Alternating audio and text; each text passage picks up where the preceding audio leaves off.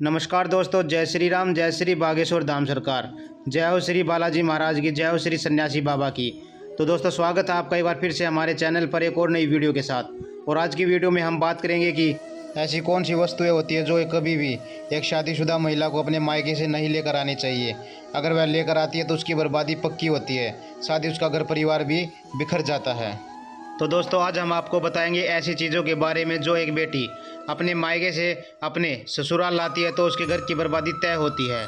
अगर आपके अंदर भी ये कमियां छिपी है तो आप भी इनको तुरंत ही सुधार ले, वरना ये आपको कंगाल बना देगी। साथ ही आपको बता दें कि वास्तुशास्त्र में कही गई बातें हमारे जीवन में बहुत ज़्यादा महत्व रखती है, हमारे जीवन को आगे बढ़ाती है, साथ ही हमारे अच्छे बुरे का ख्याल भी रखती है। वास्तु खराब होता है तो आपको कोई काम नहीं बनता है। कई बार व्यक्ति इन बातों पर विश्वास नहीं करता, लेकिन ये बातें सत्य होती है। लेकिन आपको बता दें कि वास्तुशास्त्र में कुछ ऐसा भी लिखा हुआ है कि कुछ बातें सच भी होती है, साथ ही कुछ गलत बातें अगर हम करते हैं तो हम कई प्रकार की समस्याओं में गिर जाते हैं। लेकिन हमें यदि पहले से इन बातों के बारे में पता हो तो हम कई प्रकार की समस्याओं और मुसीबतों से बच सकते हैं। तो दोस्तों, आज की वीडियो में वास्तुशास्त्र और कुछ ऐसी चीज़ों के बारे में बताएंगे जो एक बेटी को कभी भी मायके से लेकर नहीं आनी चाहिए।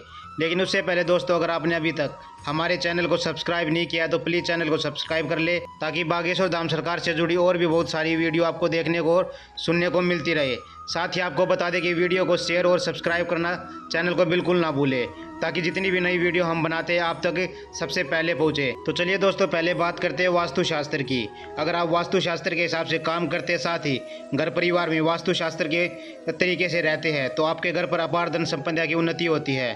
साथ ही आगे आपको बता दें कि अगर आप वास्तुशास्त्र के हिसाब से नहीं चलते हैं तो आपका घर दरिद्रता से भर जाता है, आपके जितने भी बनते हुए काम है वे बिगड़ जाते हैं और आपकी धन माया भी चली जाती है। तो दोस्तों, आपको ध्यान रखना है कि वास्तुशास्त्र के हिसाब से जितना भी कार्य करें उतना उचित होता है। तो चलिए दोस्तों, पहले बात करते हैं बेडरूम और वास्तुशास्त्र से जुड़ी कुछ बातें आपके बेडरूम के बारे में, और उसके बाद हम आपको बताएंगे कि बेटी को मायके से कौन सी वस्तु नहीं लेकर आनी चाहिए जो उसका घर बर्बाद कर देती है। साथ ही अगर वह ऐसी वस्तुएं बार बार लेकर आती है तो उसके घर की धन संपदा और पति का मान सम्मान भी चला जाता है। तो चलिए दोस्तों, आपको बता दें कि आपको भूलकर भी बेडरूम में दरवाजे की तरफ पैर करके नहीं सोना चाहिए। ऐसा करने से घर में लक्ष्मी नहीं आती है, और अगर आपके घर में लक्ष्मी आती भी है तो वह भी दरवाजे से ही वापस चली जाती है, क्योंकि इससे उनको अपमान महसूस होता है। साथ ही आपको बता दें कि आपको भी ये ध्यान रखना है कि आपको बिस्तर ऐसी जगह लगाना चाहिए कि आपके पैर दरवाजे की तरफ ना हो। तो दोस्तों, आपको इस चीज़ का ध्यान रखना है। तो चलिए अब आपको बताते हैं दूसरी बात। आपको कभी भी घड़ी को तकिए के नीचे या सिर के पीछे नहीं रखना चाहिए।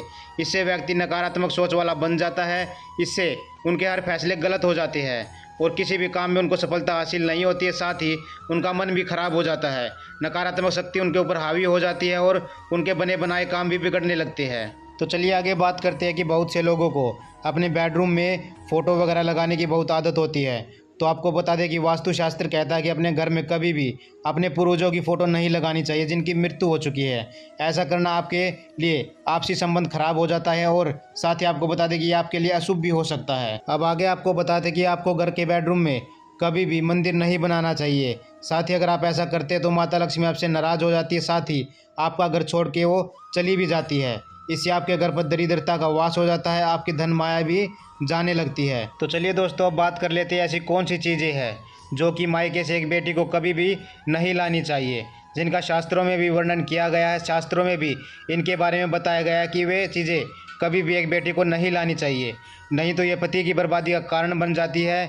ये हर माँ बाप का सपना होता है कि उसकी बेटी को ससुराल में किसी चीज़ की कमी ना हो, उसे एक अच्छा ससुराल व प्यार करने वाले पति मिले, साथ ही ससुराल में उसकी बेटी का सम्मान किया जाए और ससुराल में खुशियाँ और खुशियाँ हो। लेकिन माँ बाप ही कुछ ऐसी गलती कर बैठते हैं जिससे बेटी और उसके पति के जीवन पर बुरा असर पड़ता है।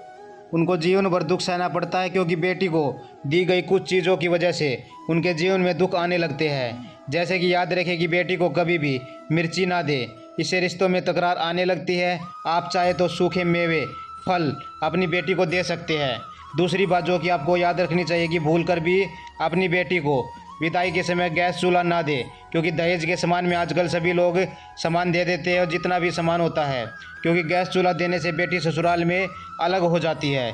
इसलिए चूल्हे की जगह पर आप उसे कोई अन्य बर्तन भी दे सकते हैं।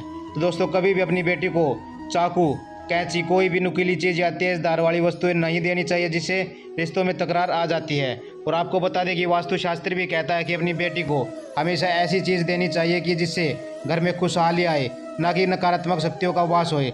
और आपको बता दें कि चाकू छुरे अगर आप अपनी बेटी को देते हैं तो इससे नकारात्मक शक्ति बढ़ जाती है और इससे उसका घर बर्बादी के कगार पर चला जाता है। और अब आगे आपको बताते हैं कि एक ऐसी चीज़ की जो अक्सर माँ अपनी बेटी को देती है, वो है अचार।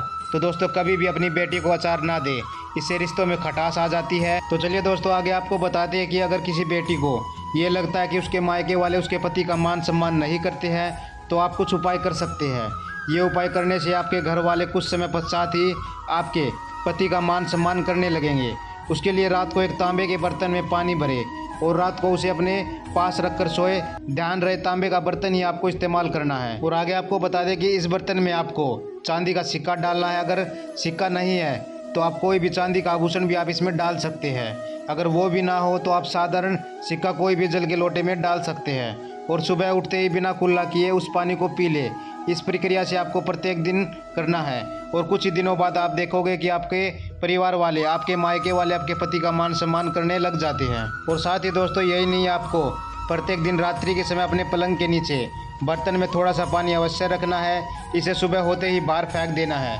ऐसा करने से आपके घर में कभी भी किसी प्रकार का काला जादू या जादू टोना, तंत्र मंत्र का असर आपके ऊपर नहीं होगा और आपके घर में माता लक्ष्मी का वास भी होगा।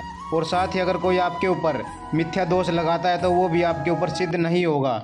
इस उपाय के करने से आपको सभी प्रकार के वाद विवादों से छुटकारा मिलेगा। साथ ही घर की नकारात्मक शक्तियाँ दूर हो जाएगी और पॉजिटिव शक्तियाँ आपका विकास करने लगेगी।